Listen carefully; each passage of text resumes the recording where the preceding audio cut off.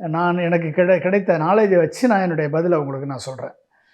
அப்போ வந்து இந்த ஃப்ளைட் எடுத்துக்கிட்டிங்க அப்படின்னா, நீங்கள் வந்து பல்வேறு ரீசன்ஸ் வந்து இருக்குது. இது எப்படி ஃப்ளைட்டு டேக் ஆஃப் ஆகி கிட்டத்தட்ட ஒரு 625 ஃபீட் ஹைட்டுக்கு போன பிறகு தான் மேடேன்னு சொல்லி அனௌன்ஸ் பண்ணுறாங்க. உடனே ஃப்ளைட்டு கீழே வந்து கிராஷ் ஆகி சில நிமிடங்கள்லையா இல்லை சில நிமிடங்கள் 3 நிமிஷத்தில் சொல்கிறாங்க அவங்க. ஓகே, 3 நிமிஷத்துலேயே வந்து டேக் ஆஃப் ஆனதுலேருந்து 3 நிமிஷம் 3 மினிட்ஸ்.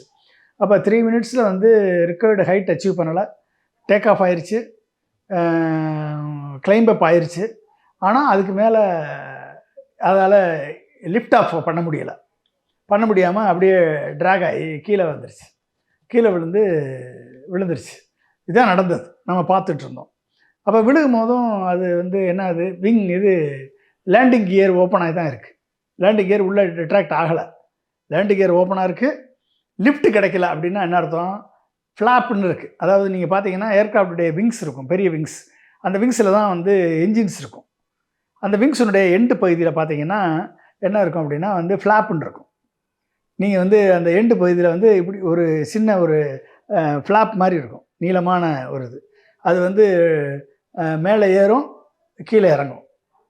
கீழே இறங்குச்சுன்னா லிஃப்ட் ஆகும், மேலே ஏறுச்சுன்னா ட்ராக் ஆகும்.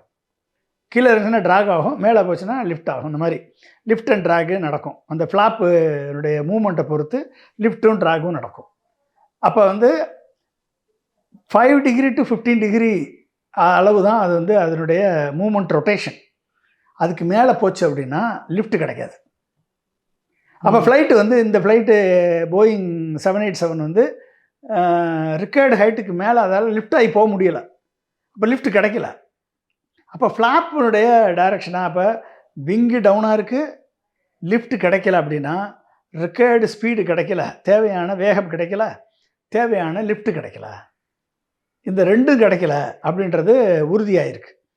அப்போ இது 2ம் கிடைக்காதனால தான் வந்து ஃப்ளைட்டால் வந்து கிளைம்ப் ஆக முடியலை. அப்போ அது மட்டுமே காரணமா அப்படின்னா அது மட்டுமே காரணமானு சொல்ல முடியாது. ஏன்னா